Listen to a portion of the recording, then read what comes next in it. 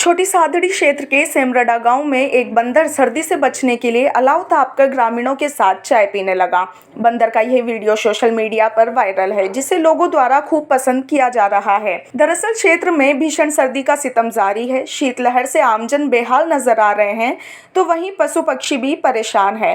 सेमरडा में बुधवार सुबह एक बंदर को ज्यादा सर्दी लगी तो वह एक गली में अलाव ताप रहे लोगों के पास जाकर बैठ गया। यहाँ बंदर ने काफी देर तक अलाव तापा। इसके साथ ही लोगों ने अलाव ताप रहे बंदर को चाय भी पिलाई। इस दौरान लोगों ने इसका वीडियो भी बनाया और उसे सोशल मीडिया पर वायरल कर दिया। खबर चित्तौड़गढ़ से है, जहां जिला विकास समन्वय एवं निगरानी समिति दिशा की बैठक हुई। बैठक में सांसद सीपी जोशी की अध्यक्षता में हुई। साथ ही जिला कलेक्टर ताराचंद मीणा भी बैठक में मौजूद रहे। बता दें कि कोरोना संक्रमण के चलते बैठक 4 चरणों में आयोजित हुई। सभी विभागों के आला अधिकारी 4 चरणों में होने वाली बैठक में शामिल हुए। बस्सी उपखंड के छात्र अब स्कूल में 23 भाषाएं सीख पाएंगे। इसके लिए बस्सी स्थित आदर्श विद्या मंदिर में भाषा की कक्षा नामक पहल शुरू की गई है। इस पहल के तहत यहाँ के विद्यार्थी हिंदी, अंग्रेजी के अलावा असमिया, तमिल, तेलुगु, उर्दू, गुजराती, कन्नड़, कश्मीरी सहित कुल 23 भाषाओं के बारे में जान सकेंगे और उन्हें सीखकर आपसी बोलचाल में शामिल करेंगे। पूरे राजस्थान में यह पहला स्कूल है जहां इस प्रकार का प्रयोग किया गया। विद्यालय संचालक लालचंद शर्मा ने बताया कि विद्यार्थियों को अलग अलग भाषा का बोध कराने के लिए भाषा की कक्षा की शुरुआत की गई। इसके तहत स्कूली बच्चे 23 भाषाओं का ज्ञान प्राप्त करेंगे और वहां की संस्कृति से भी परिचित होंगे। उन्होंने बताया कि दैनिक जीवन में आम बोलचाल के वाक्यों को 23 अलग अलग भाषाओं में 400 से अधिक वाक्यों की बुकलेट तैयार की गई है। भाषा की कक्षा के बच्चे देवनागरी लिपि के माध्यम से पढ़कर अन्य भाषाएं सीख सकेंगे। जी, प्रधानमंत्री जी का जैसा कि स्वप्न है कि एक भारत श्रेष्ठ भारत हो, भारत के हर नागरिक को भारत की सभ्यता पर, भारत के विभिन्न राज्यों पर, लोक संस्कृति पर गर्व हो, और उसी मुहिम को ध्यान में रखते हुए, प्रधानमंत्री जी के उसी स्वप्न को ध्यान में रखते हुए हमने एक प्रकार से यह संकल्प लिया कि विद्या मंदिर के बालकों को देश की 23 भाषाएं जो विभिन्न राज्यों में चलती हैं वो सभी सिखाई जाएं। आगे हम प्रयास करेंगे कि अलग अलग बोलियां भी सिखाई जाएं और इसमें कुछ कुछ अन्य छोटी छोटी गतिविधियां भी हम लोग जोड़ेंगे। हमने हम आगे प्रयास करेंगे कि माननीय प्रधानमंत्री जी को भी हम उन सभी भाषाओं में पत्र लिखें ताकि उनको भी एक गर्व महसूस हो कि हाँ, देश का ऐसा विद्यालय है जहाँ पर हमारे संकल्प को ध्यान में रखते हुए 23 भाषाएं सिखाई जाएगी। बताइए आज के कार्यक्रम के बारे में। आज कहते हैं कि देश की जो अनेकता में एकता, और यही है भारत की विशेषता। ये आज हम बचपन से हम पढ़ते आए हैं कि जो भारत देश है वो विविधता का देश है, और इसी का विविधता जो है वही हमारी एकता है। तो कहीं न कहीं इसी विषय को कह सकते हैं कि यहाँ पर सब लोगों के सामने प्रदर्शित करने के लिए ये देश का पहला ऐसा विद्यालय है जहाँ पर हम लोग अंग्रेजी और हिंदी के बीच की लड़ाई को नहीं, बल्कि हम ये चाहते हैं कि विद्यार्थियों का सर्वांगीण विकास हो। और विद्यार्थियों का सर्वांगीण विकास जब तक नहीं हो सकता है जब तक वो देश को नहीं समझेंगे और नहीं जानेंगे। अपना नाम बताइए और कौन सी क्लास की स्टूडेंट हैं? मेरा नाम नितिशा शर्मा है और मैं यहाँ पर 11th क्लास की स्टूडेंट हूँ। बताइए आज के जो ये कार्यक्रम में है इसके बारे में बताइए, किस तरह से आपको अच्छा लगेगा ये 23 भाषाएं सीख के? क्या जिज्ञासा है आप लोगों की? हमारे स्कूल श्री बलराम उच्च माध्यमिक आदर्श विद्या मंदिर में एक नहीं बल्कि 23 भाषाओं का ज्ञान दिया जा रहा है। ये जानकर हम बहुत उत्साहित हैं और हम अपने आप को बहुत भाग्यशाली मानते हैं कि हम इस विद्यालय के विद्यार्थी हैं। और हमारे विद्यालय में जो प्रधानमंत्री भारत के नरेंद्र मोदी जी हैं, उनका सपना एक भारत श्रेष्ठ भारत का सपना भी साकार हो रहा है। स्क्रीन पर दिख रही तस्वीर महात्मा गांधी जिला अस्पताल की है, जहां कोविड आईसीयू वार्ड की गैलरी के समीप 2 बंदर एक दूसरे की तरफ पीट कर बैठे हुए हैं। मरीजों से मिली रोटी खाने के बाद बंदर धूप लेने के लिए ऊंचाइयों पर बैठ गए, लेकिन ऊंचाइयों पर बैठे इन बंदरों की तस्वीर बयां कर रही है जैसे इन्हें सोशल डिस्टेंसिंग के कायदों का पता है। दूसरी ओर कोविड डेडिकेटेड वार्ड से लेकर अन्य वार्डों में इंसानों के बीच सोशल डिस्टेंसिंग जैसी पालना देखने को नहीं मिली। अधिकांश शहरों पर से मास्क गायब है। वहीं फीमेल वार्ड से लेकर अन्य जगहों पर एक मरीज से मिलने के लिए 10-10 रिश्तेदार आ रहे हैं। मीडिया कर्मियों को देखकर वार्ड के बाहर पहरा देने वाले बॉडीगार्ड ने कुछ समय के लिए भीड़ को खदेड़ दिया, वहीं कुछ देर बाद वापस से हालात जैसे को तैसे हो गए। बता दें कि बांसवाड़ा में अब तक 229 कोरोना पॉजिटिव केस मामले सामने आ चुके हैं। इनमें 37 नए रोगी तो मंगलवार को ही सामने आए हैं। संक्रमण वाली रिपोर्ट में पहली बार 2 महिला पुलिस कर्मियों का नाम भी सामने आया है। मामले में डॉक्टर रवि उपाध्याय ने बताया कि वैसे तो कोरोना को लेकर बेमतलब आने वाले परिजनों को आने से रोक रहे हैं, लेकिन आज से इस मामले में ज्यादा सख्ती बरतेंगे। कोशिश रहेगी कि परिजन दोपहर 2 बजे बाद ही मरीजों से मिले। वहीं यह भी ध्यान रखा जाएगा कि जिस परिजन ने दोनों वैक्सीन डोज लगवाई है उन्हें ही भीतर मरीजों से मिलने दिया जाएगा। खबर बीदासर से है, जहां मंडी बाजार में बेतरतीब खड़े वाहनों से हर समय जाम लगा रहता है। यहां भारी और लोडिंग वाहनों को कहीं भी खड़ा कर अनलोडिंग किया जाता है, जिससे अन्य वाहनों का निकलना मुश्किल हो जाता है।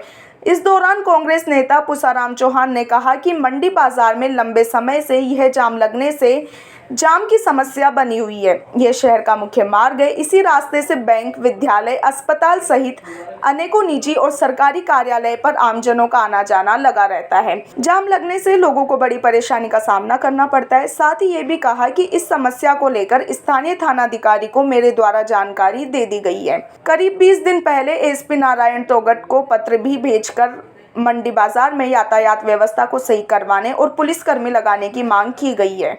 देखिए, ये कस्बे का प्रमुख 4 रास्तों का मार्ग है।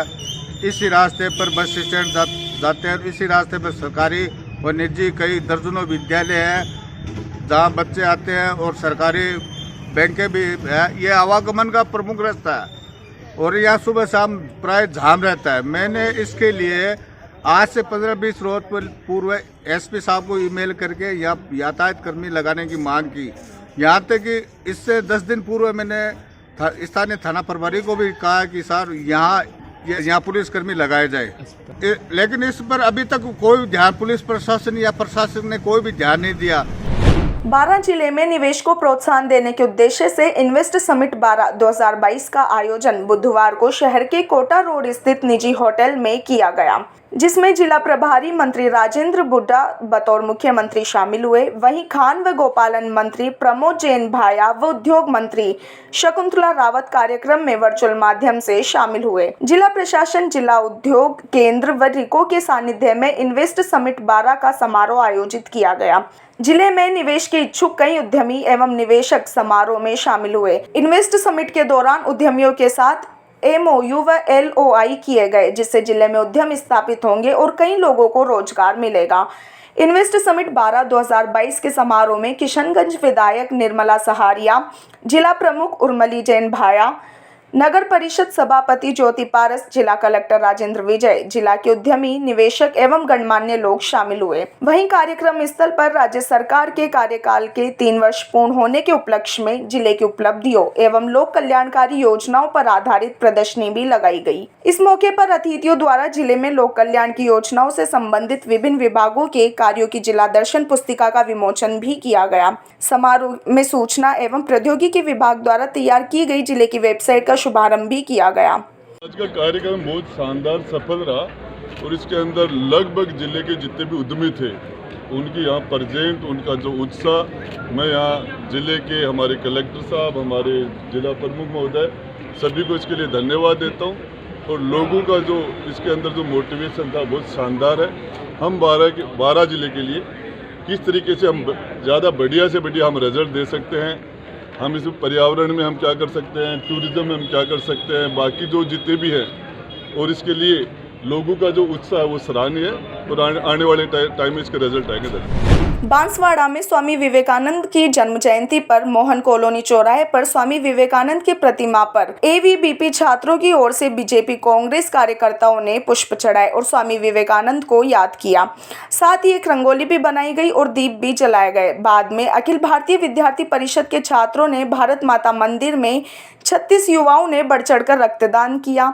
इस दौरान युवाओं ने बताया कि हर साल की भांति स्वामी विवेकानंद के जन्म जयंती पर ब्लड डोनेट करते हैं ताकि डोनेट किया गया ब्लड जरूरतमंदों के काम आ सके।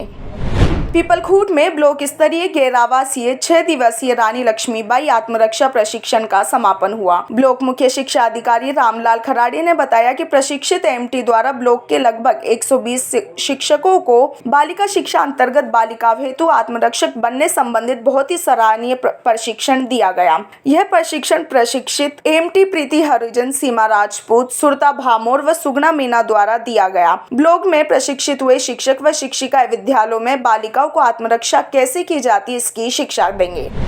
खबर सिरोही से है, जहां कोविड की तीसरी लहर को देखते हुए शहर की महिला स्वास्थ्य कार्यकर्ता व आशा सहयोगिनी को कोविड सर्विलेंट किट का वितरण किया गया। यह वितरण शहरी प्राथमिक स्वास्थ्य केंद्र सिरोही पर मुख्य चिकित्सा एवं स्वास्थ्य अधिकारी डॉक्टर राजेश कुमार व जिला प्रजनन एवं शिशु शिक्षा अधिकारी डॉक्टर विवेक कुमार के हाथों द्वारा किया गया। सीएमएचओ द्वारा राजेश कुमार ने इस अवसर पर पिरामल स्वास्थ्य का आभार व्यक्त करके बताया कि हेल्थ केयर वर्कर को कोविड प्रोटोकॉल के किट दिए गए, जिससे पहले अपनी व अपने परिवार की सुरक्षा कर वे दूसरे आमजन को स्वास्थ्य सुविधा उपलब्ध करवाने में सहयोग अच्छे से कर सकेंगे, साथ ही अपने कर्तव्य का पालन अच्छे से कर सकेंगे। आरसीएचओ डॉक्टर विवेक कुमार ने शहर में कोविड टीके से वंचित पहली, दूसरी व प्रिकॉशन डोज समय पर लगवाने के लिए आमजन में जागरूकता लाने के लिए उपस्थित सभी स्वास्थ्य कर्मचारियों को निर्देश दिए। उन्होंने बताया कि शहरी क्षेत्र में कोविड प्रोटोकॉल का पालन करने के लिए आमजन को जागरूक करने की जरूरत है। पिरामल स्वास्थ्य के जिला प्रबंधक अशोक पालीवाल ने बताया कि पिरामल स्वास्थ्य आकांक्षी जिला कार्यक्रम के तहत सिरोही में कोविड टीकाकरण में स्वास्थ्य विभाग के साथ कार्यरत है। पिरामल स्वास्थ्य द्वारा सामाजिक सरोकार के लिए कोविड सर्विलेंस किट का वितरण किया गया। इस अवसर पर जन स्वास्थ्य प्रबंधक दिलावर खां, गजेंद्र सिंह राजपुरोहित, निकट परवीन, नीलम सरिता के साथ कोविड स्वास्थ्य सहायक उपस्थित रहे। विद्यार्थी परिषद के प्रदेश मंत्री सूरज कुमावत ने बताया कि जिले में विवेकानंद जयंती के तहत परिषद की ओर से युवा सप्ताह का आयोजन किया जा रहा है। जिले में पहले दिन परिषद कार्यकर्ताओं की ओर से कोरोना जागरूकता रैली निकाली गई। शहर के मुख्य मार्गों से निकाली गई इस रैली में बड़ी संख्या में परिषद के कार्यकर्ता और पदाधिकारी शामिल हुए।